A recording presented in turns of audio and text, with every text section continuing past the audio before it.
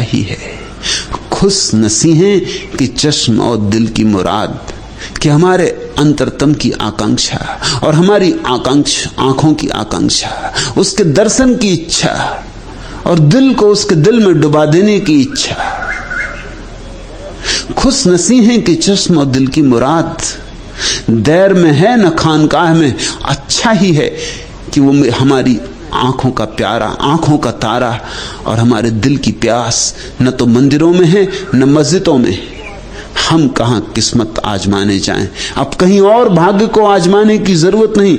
हर सनम अपनी बारगाह में, अपने भीतर, अपनी बाहों में है।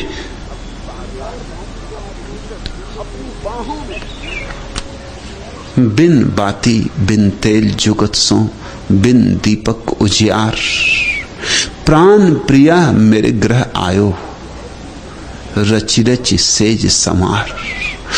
ऐसी तुम्हें जरा सी स्मृति आ जाए तो बस प्राण पिया आ गया। प्राण पिया मेरे ग्रह आयो, रचि रचि सेज समार। अब समारो सेज को, करो इस देह को उसके योग बनाओ, इस मन को उसके योग बनाओ।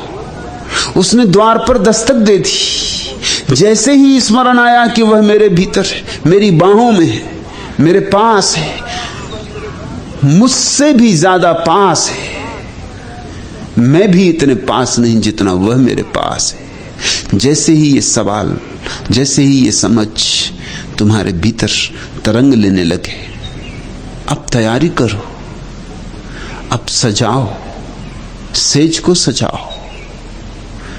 प्राण प्रिया मेरे ग्रह आयो, रचि रचि सेज समार। सुखमन सेज, कैसे सजाओगे सेज? समाधि उसकी सेज है। तुम्हारे भीतर से सारी समस्याएं गिर जाएं और समाधान का उदय हो जाए तो फूलों से सज गई सेज। समाधि उसकी सेज है और समाधि तक पहुंचने का रास्ता संतुलन। सुखमन सेज परम तत् रहिया। योग की भाषा में 3 नाड़ियां हैं, इड़ा, पिंगला, सुषुम्ना। इड़ा एक तरफ, पिंगला दूसरी तरफ, अतियां मध्य में है सुषुम्ना। छोड़ दो और मध्य में आ जाओ, जिसको बुद्ध ने कहा है मध्यम निकाय, बीच में आ जाओ। पाइथागोरस ने जिसको कहा है स्वर्ण नियम, मध्य में आ जाओ। न बाएं झुको न दाएं झुको, न त्याग न भोग, मध्य में आ जाओ। न बहुत खाओ न उपवास करो, मध्य में आ जाओ।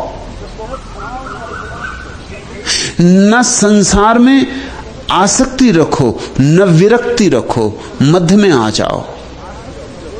न तो संसार में ही डूब रहो और न संसार से भग, जैसे जल में कमलवत। बस सज गई सेज, संतुलन बना तुम्हारे भीतर कि सेज सज गई। ख्याल रखना, भोगी तो चूकता ही चूकता है, त्यागी भी चूक जाता है। भोगी चूक जाता है क्योंकि धन पद प्रतिष्ठा को पागल की तरह पकड़ता है। त्यागी छूट जाता है क्योंकि वह धन पद प्रतिष्ठा को पागल की तरह छोड़ता है। पकड़ोगे, जोर से पकड़ोगे, वह भी गलत है। छोड़ने का आग्रह करोगे, वह भी गलत है। न तो यहां कुछ पकड़ने योग्य है न कुछ छोड़ने योग्य है। देख लो, सार देख लो और संतुलित हो जाओ। महावीर ने इसे सम्यक्त्व कहा है। मध्य में आ जाओ, समतुल हो जाओ। प्राण प्रिया मेरे ग्रह आयो, रचि रचि सेज समार। सुखमन सेज परम तत्व रहिया। एक बार तुम संतुलित हो जाओ तो जो परम तत्व है बस प्रकट हो जाए, जो है वह प्रकट हो जाए। पिया निर्गुण निरकार। न तो उस प्यारे का कोई गुण है, न उस प्यारे का कोई आकार है। देह के भीतर जाओ, मन का भी आकार है, उतना ठोस नहीं जितना देह का। देह का आकाश ऐसे है जैसे चट्टान का आकार, मन का आकार ऐसे है जैसे जल की धार का आकार, बदलता भागता परिवर्तनशील, पर आकार तो है। देह से चलो भीतर और मन से भी चलो भीतर तो तुम पाओगे शून्य आकाश, निराकार। न वहां चट्टान जैसा आकार है स्थिर, और न वहां मन जैसा आकार है चंचल। तुम परमात्मा से मिल सकते हो। उस अवस्था में ही विरह मिलन में रूपांतरित होगा। गावौरी मिली आनंद मंगल, यारी मिलके यार। फिर हो जाएगा प्रीतम से मिलन। फिर तो बचेगी एक ही बात, गावौरी मिली आनंद मंगल। इसलिए तो संतों ने खूब गाया, खूब जी भर गाया। सारे संतों ने गाया, जिससे जैसे बना वैसे गाया। वे कोई गायक नहीं है, न कोई कवि है, न कोई संगीतज्ञ है। जो भी वाद्य बज सका बजाया। उसमें तुम कला मत खोजना, कला गौण है। उसमें तो तुम आत्मा खोजना, भाव खोजना।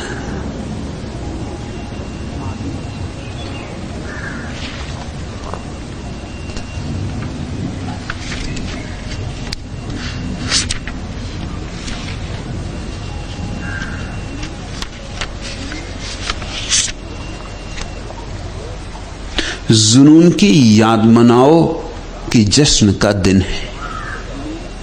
सलीब और दार सजाओ कि जश्न का दिन है। तरफ भरे जो शीशा चढ़ाओ कि जश्न का दिन है। तमीज रहबर और रहजन करो न आज के दिन। हर एक से हाथ मिलाओ कि जश्न का दिन है इंतजारे मलामत में नासहों का हजूम। नजर संभाल के जाओ कि जश्न का दिन है। बहुत अजीज हो लेकिन शिकस्त दिल यारो, तुम आज याद ना आओ कि जश्न का दिन है। वह सोरी से गमे दिल जिसकी लय नहीं कोई, गजल की धुन में सुनाओ कि जश्न का दिन है। गाओ, उठने दो गजलें, पियो नाचो, तुनुक पियाओ। और आज विधि विधान न समझो, आज सब विधि विधान तोड़ो और नाचो। ऐसे ही संत नाचे, मीरा और चैतन्य। ऐसे ही संत गाए, कबीर और नानक। जुनून की याद मनाओ कि जश्न का दिन है। ऐसे ही पागल हुए, मदमस्त हुए। इसी मदमस्ती से अद्भुत वचनों का जन्म हुआ है। गावरी आनंद मंगल, यारी मिलके यार। यही नहीं होंगे, इनकी हरियाली में तुम उसकी हरियाली पाओगे। इनके फूलों में तुम उसकी खिलावट देखोगे। यही होंगे चांद तारे, मगर यही नहीं होंगे। इनसे उसकी रोशनी को झरते पाओगे। यही होंगी गंगा और जमन, मगर यही नहीं होंगी। ये आकाश से उतरने लगेंगी, ये आकाशीय हो जाएंगी। यही होंगे लोग, मगर यही नहीं होंगे, क्योंकि इनके भीतर जो छिपा है उसका तुम्हें दर्शन होने लगा। इधर देखते हो, तुम न आए थे तो हर चीज वही थी कि जो है। आसमां हद नजर राह गुजर सीसाए मैं सीसाए मैं। और अब सीसाए में राह गुजर रंग फलक, रंग है दिल का मेरे खून जिगर होने तक। चंपई रंग कभी राहते दीदार का रंग, सुरमई रंग की है सायते बेजार का रंग।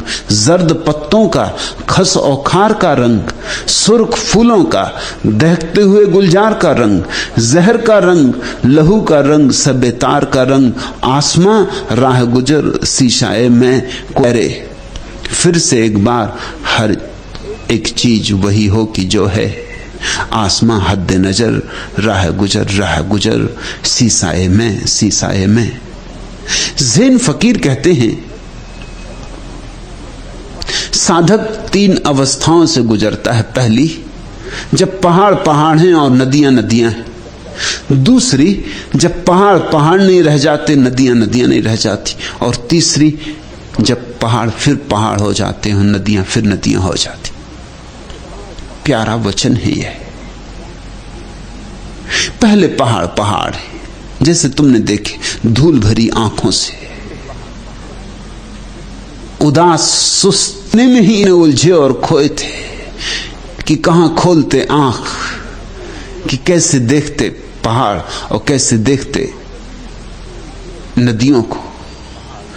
फिर चित्त शांत होता है, विचार शून्य होने लगते हैं, ध्यान की दशा आती और अचानक पहली दफा भीतर का जंजाल समाप्त हो जाता है, शोरगुल बंद हो जाता है और जगत की रौनक बदल जाती। इसलिए ज़ैन फकीर कहते हैं पहले पहाड़ पहाड़ थे, नदियां नदियां थी। फिर ऐसी घड़ी आई कि पहाड़ पहाड़ ना रहे, नदियां नदियां ना रही, सब बदल गया। वह ध्यान की अवस्था, सब नया हो गया, सब ऐसा हो गया। जब तुम वही नहीं हो तो संसार भी वही नहीं। नरक है तो यहां, स्वर्ग है तो यहां, मोक्ष है तो यहां, सब तुम्हारी चित्त की दशाएं। तुम ना आए थे तो हर चीज वही थी कि जो है। आसमां हद नजर राह गुजर सीसाए में सीसाए में। और अब सीसाए में राह गुजर रंग फलक, रंग है दिल का मेरे खूने जिगर होने तक। चंपई रंग कभी राहते दीदार का रंग, सुरमई रंग की है सायते बेजार का रंग। जर्द पत्तों का है अब जो आए हो तो ठहरो कि कोई रंग, कोई रुत, कोई शय एक जगह पर ठहरे। फिर से एक बार हर एक चीज वही हो कि जो है। आसमां हद नजर राह गुजर सीसाए में सीसाए में। प्यारा आ जाए एक बार तो जरूरी नहीं कि रुके। बहुत बार झलकें आएंगी और झलकें जाएंगी। उस अवस्था का नाम ध्यान है, जब झलक आती झलक जाती, और जब प्यारा ठहर जाता उस अवस्था का नाम समाधि है। फिर कोई जाना नहीं, फिर कोई आना नहीं। रसना राम कहते थाको, मैं तो खूब जपा, खूब थक गया। असल में राम राम दोहराने से सिवाय थकान के कुछ और मिलता भी नहीं। राम राम जपने से थक जाते हो, उसी थकने को तुम विश्राम समझ लेते हो।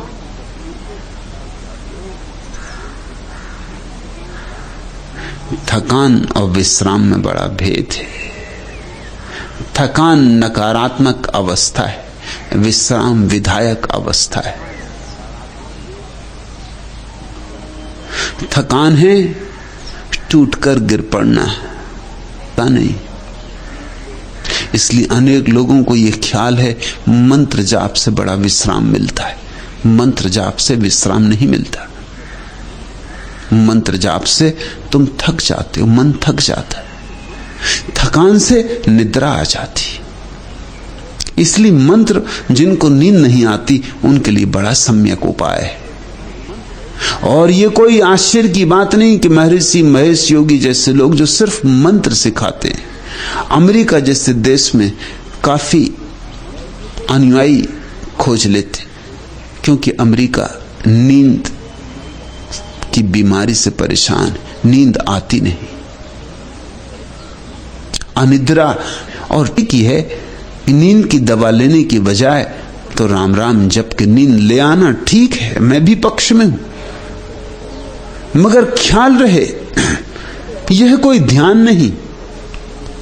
ये तो ऐसे ही है जैसे कि बेटा नहीं सोता, छोटा बच्चा नहीं सोता, मां लौरी गाती, लौरी में ज्यादा शब्द नहीं होते, मंत्र जैसी होती लौरी, वही सब दोहराना पड़ता, राजा बेटा सो जा, राजा बेटा सो जा, राजा बेटा सो जा। राजा बेटा सुनते सुनते घबरा जाता है, सुनते सुनते थक जाता है कि ये भी क्या लगा रखा, राजा बेटा सो जा, राजा बेटा सो जा। एक ही लय, एक ही धुन, उदास बात, और राजा बेटा भाग भी नहीं सकता, भाग के जाए भी कहां। एक ही भागने का उपाय बचता है कि नींद में भाग जाए, तो चुपचाप नींद में सरक जाता है। बचने के लिए ये एक उपाय है कि नींद में सरक जाए। इसलिए अक्सर ऐसा हो जाता है कि धार्मिक सभाओं में लोग सोते हैं, क्योंकि वही कहानी जो बहुत बार सुनी है, वही राम कथा, वही सीता का चोरी जाना, वही रावण, कितनी बार तो सुन लिया और कितनी बार तो देख लिया, लेकिन धर्म सभा में नींद निश्चित आ जाती। मैं विश्वविद्यालय में विद्यार्थी था,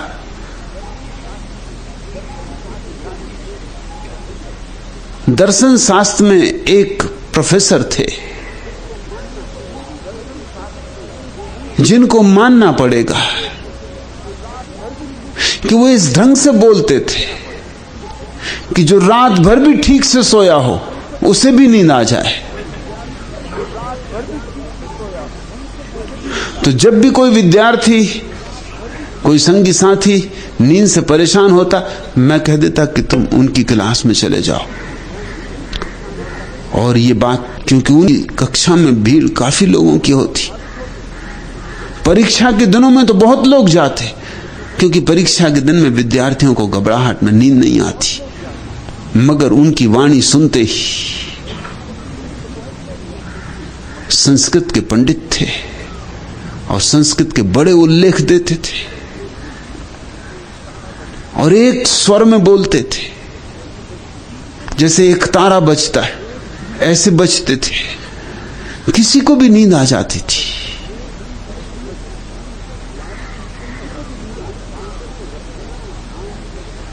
यारी कहते हैं रसना राम कहते थाको, मैं थक गया राम राम रटते रटते। जी, ये क्या पागलपन करता रहा कि राम राम रटता रहा। प्यास बुझे यदि चाखो, प्यास बुझती है अगर पानी को पियो तो। बैठ के जपते रहो H2O H2O H2O, पानी का मूल सूत्र। शायद नींद आ जाए मगर प्यास तो ना बुझे, और प्यास ना बुझे तो नींद भी कितनी देर रहेगी, जल्दी ही टूटेगी। प्यास नींद को तोड़ देगी। रसना राम कहते थाको, पानी कहे कहूं प्यास बुझते, प्यास बुझे यदि चाखो। तो पतियों ने सिखा दिया कि पति परमात्मा है। पतियों ने ही शास्त्र लिखे या पुरुषों ने, लेकिन किसी एक ने भी यह ना कहा कि पत्नी भी परमात्मा है। स्त्री तो नरक का द्वार और पति परमात्मा है। इस तरह की मूढ़तापूर्ण बातें शास्त्रों में भरी पड़ी, और इस तरह के अहंकार से भरे हुए वक्तव्य इधर से उधर तक शास्त्रों पे छाए हुए। स्त्री नरक का द्वार, और स्त्री से ही सब पैदा हुए हो, और बड़े से बड़े संत तुम्हारे, फिर चाहे वे तुलसीदास ही, और स्त्री नरक का द्वार है। और पुरुष पति है, और पति परमात्मा है। पति यानी स्वामी और स्त्री दासी है। मगर बात में मूल्य तो था, खराब हाथों में पड़ के खराब हो गई। और कभी कभी तो अमृत भी गलत हाथों में पड़ जाए तो जहर हो जाता है। बात का मूल्य तो था।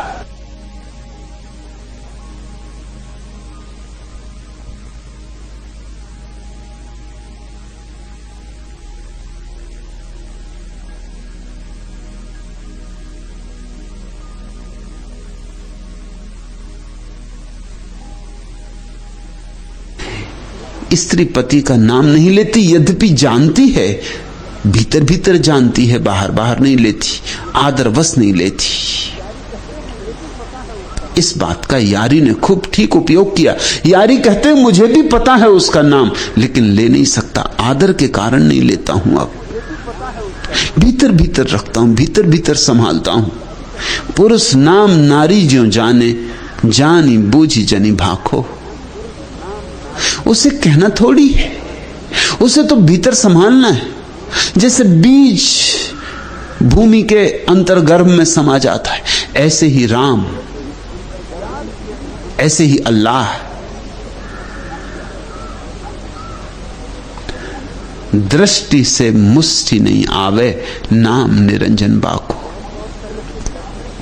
और तुम सोचते हो कि बहुत बहुत तरह के दर्शन शास्त्र सीख लोगे तो उसे मुट्ठी में ले लोगे, तो गलती में हो।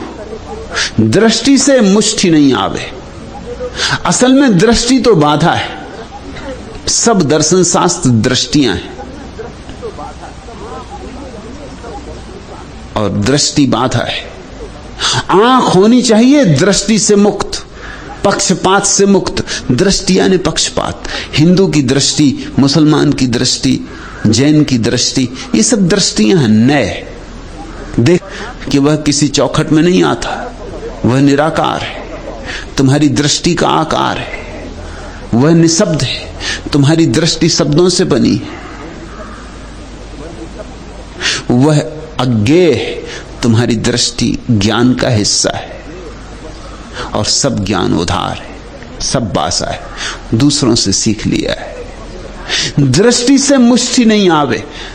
इसलिए जिसका भी कोई पक्षपात है, जो कहता है ऐसा हो परमात्मा, ऐसा ही है परमात्मा, कि उसके 4 हाथ हैं, कि 3 सिर हैं, कि सूंड है उसकी हाथी जैसी। जिसने कोई दृष्टि बना ली है वह तो ही लोग हैं, मैं झुक सकता। उन्होंने एक दृष्टि बना ली कि परमात्मा को धनुष बाण लिए ही होना चाहिए। अब धनुष बाण कोई बड़ा सुंदर प्रतीक भी नहीं है, हिंसा का प्रतीक है, हत्या का प्रतीक है। धनुष बाण सुसंस्कृत भी नहीं है। लेकिन बस तुलसीदास को एक दृष्टि बन गई कि धनुष बाण वाले राम को ही झुकूंगा, मुरली वाले कृष्ण के सामने न झुक सके। मुरली कहीं ज्यादा महत्वपूर्ण प्रतीक है, मुरली कहीं अति बहुमूल्य है। धनुष बाण तो राजनीति का प्रतीक है, युद्ध का प्रतीक है। बांसुरी तो प्रेम का प्रतीक है।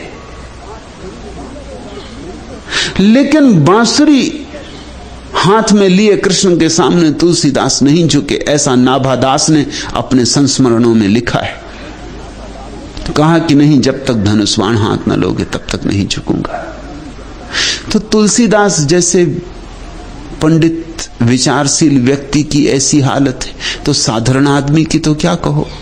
उसने भी धारणा बना ली। जैन हिंदू मंदिर में नहीं झुकता। एक जैन मित्र को लेकर मैं एक हिंदू मंदिर में गया, झुकता। मैं तो सिर्फ वीतराग प्रभु के सामने झुकता हूं। यहां तो रामचंद्र जी सीता जी के साथ खड़े, वीतराग नहीं है। मैं तो वीतराग प्रभु, ये तो राग है।